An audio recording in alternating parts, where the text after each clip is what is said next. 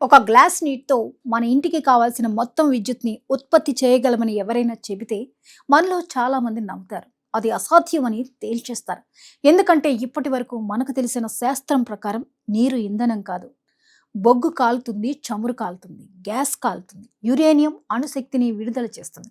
కానీ నీరు మాత్రం ఇప్పటికే కాలిపోయిన స్థితిలో ఉన్న పదార్థంగా శాస్త్రవేత్తలు భావిస్తారు. అందుకే నీటిలో నుంచి మళ్ళీ అపారమైన శక్తిని తీసుకోవడం అసాధ్యమని ఇప్పటి వరకు అందరూ నమ్ముతూ వచ్చారు. కానీ ఇప్పుడు భారత సంతతికి చెందిన ప్రముఖ శాస్త్రవేత్త యోగేంద్ర నారాయణ్ శ్రీవాత్సవ చేసిన ఒక ప్రకటన ప్రపంచ శాస్త్ర రంగాన్నే కుదిపేస్తోంది. ఆయన మాట నిజమైతే విద్యుత్ రంగంలో ఇప్పటి వరకు జరిగిన అన్ని విప్లవాల కంటే పెద్ద విప్లవం జరగబోతోందని చెప్పొచ్చు. బొగ్గు, చమురు, సహజ వాయువు, అణు ఇంధనం అన్ని చరిత్రలో కలిసిపోయే రోజు కూడా రావచ్చని కొందరు విశ్లేషిస్తున్నారు. అయితే మరికొందరు మాత్రం ఇదంతా ఇప్పటికీ కేవలం ఒక సిద్ధాంతమేనని, శాస్త్రీయంగా నిరూపితం కాలేదని స్పష్టం చేస్తున్నారు. కానీ ఈ కథలో అసలు ఆసక్తికరమైన విషయం ఏంటంటే, దాదాపు 100 ఏళ్లుగా ప్రపంచంలోని శాస్త్రవేత్తలను అయోమయంలో పడేసిన ఒక మిస్టరీకి ఇప్పుడు శ్రీవాత్సవ సమాధానం కనుగొన్నానని ప్రకటించడం. ఈ కథను అర్థం చేసుకోవాలంటే దాదాపు 100 ఏళ్ల వెనక్కి వెళ్ళాలి. అప్పట్లో కొంతమంది శాస్త్రవేత్తలు నీటిలోకి అత్యంత శక్తివంతమైన విద్యుత్ స్పార్క్ పంపే ప్రయోగం చేశారు. విద్యుత్ స్పార్క్ తగిలిన క్షణంలోనే భారీ విస్ఫోటనం జరిగింది. దట్టమైన పొగమంచు లాంటి మేఘం ఏర్పడింది. లక్షలాది సూక్ష్మ నీటి తుంపర్లు అన్ని వైపులా చెల్లా చెదురుగా దూసుకెళ్లాయి. మొదట ఈ సంఘటన చూసిన శాస్త్రవేత్తలు నీరు ఒక్కసారిగా ఆవిరిగా మారి పేలిపోయి ఉంటుందని భావించారు. కానీ తర్వాత వారు చేసిన కొలతలు వారినే ఆశ్చర్యానికి గురిచేశాయి. ఎందుకంటే నీరు ఆవిరిగా మారేంతగా అసలు వేడెక్కలేదు. ఉష్ణోగ్రత చాలా తక్కువగానే ఉంది. మరి నీరు వేడెక్కకపోతే ఆ విస్ఫోటనం ఎలా జరిగింది? అంత శక్తి ఎక్కడి నుంచి వచ్చింది అనే ప్రశ్నకు అప్పట్లో సమాధానం దొరకలేదు. ఆ తర్వాత ఈ రహస్యాన్ని ఛేదించడానికి మరిన్ని ప్రయోగాలు జరిగాయి. 1980లో అమెరికాలోని MITలో ఇద్దరు శాస్త్రవేత్తలు కేవలం 2 టీ స్పూన్ల ఉప్పు నీటిలోకి విద్యుత్ స్పార్క్ పంపారు. మళ్ళీ అదే అద్భుతం జరిగింది. ఈసారి జరిగినది మరింత సంచలనంగా మారింది. విస్ఫోటనం కారణంగా ఏర్పడిన సూక్ష్మ నీటి తుంపర్లు గంటకు దాదాపు 3600 కిలోమీటర్ల వేగంతో దూసుకెళ్లి సమీపంలో ఉన్న అల్యూమినియం పలకను ఛేదించాయి. అంత వేగంతో కదలాలంటే అపారమైన శక్తి అవసరం. కానీ ప్రయోగంలో ఉపయోగించిన విద్యుత్ మాత్రం అంత శక్తిని ఇవ్వలేదు. ఆశ్చర్యకరంగా నీరు కూడా చల్లగానే ఉంది. మరి అల్యూమినియం పలకకు చిల్లు పెట్టేంత శక్తి ఎక్కడి నుంచి వచ్చింది అనే ప్రశ్న మరోసారి శాస్త్ర ప్రపంచాన్ని వెంటాడింది. 2000 సంవత్సరంలో మరోసారి ఇదే తరహా ప్రయోగాలు జరిగాయి. శాస్త్రవేత్తలు పీటర్ గ్రేనో, నీల్ గ్రేనో నిర్వహించిన పరిశోధనలో కూడా ఇదే తరహా ఫలితాలు కనిపించాయని నివేదించారు.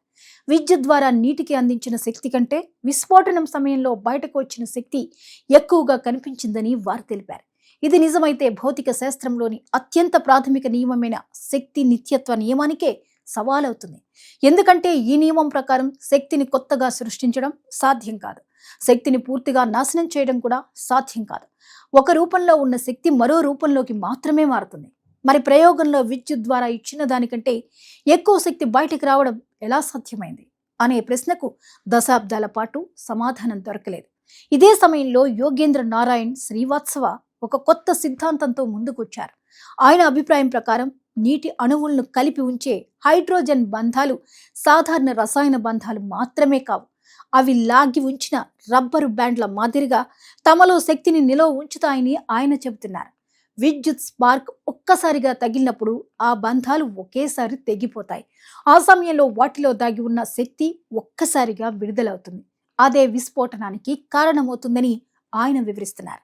అంతేకాదు, తాను రూపొందించిన గణిత నమూనా ఆధారంగా చేసిన లెక్కలు గతంలో జరిగిన ప్రయోగాల్లో నమోదైన ఫలితాలకు దగ్గరగా ఉన్నాయని కూడా చెబుతున్నారు. ఒకవేళ ఈ సిద్ధాంతం నిజమని రుజువైతే దాని ప్రభావం ఊహించలేనంత పెద్దది. ప్రపంచంలోని విద్యుత్ ఉత్పత్తి విధానమే పూర్తిగా మారిపోవచ్చు. బొగ్గు అవసరం భారీగా తగ్గిపోవచ్చు.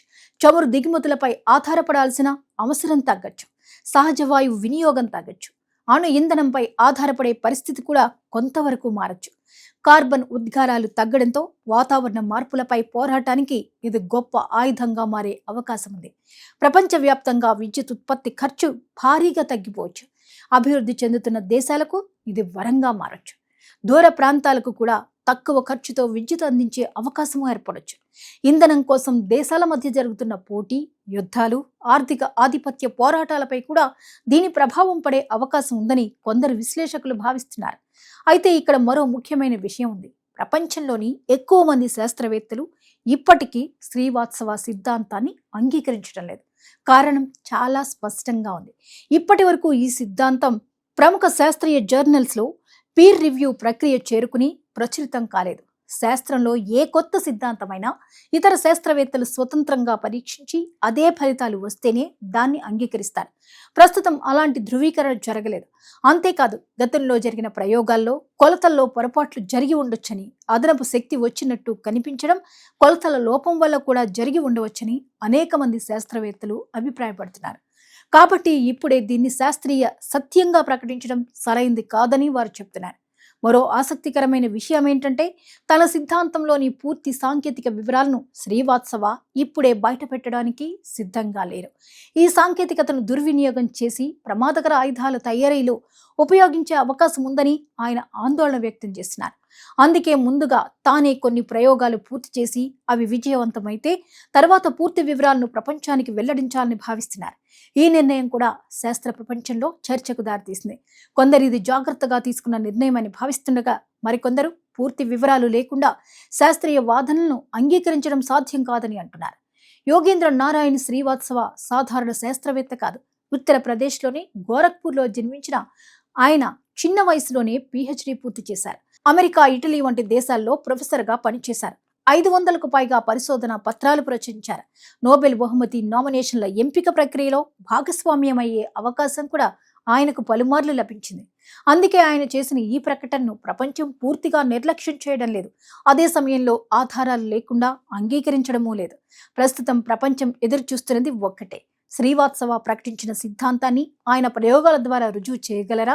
ఇతర శాస్త్రవేత్తలు అదే ఫలితాలను మళ్లీ సాధించగలరా?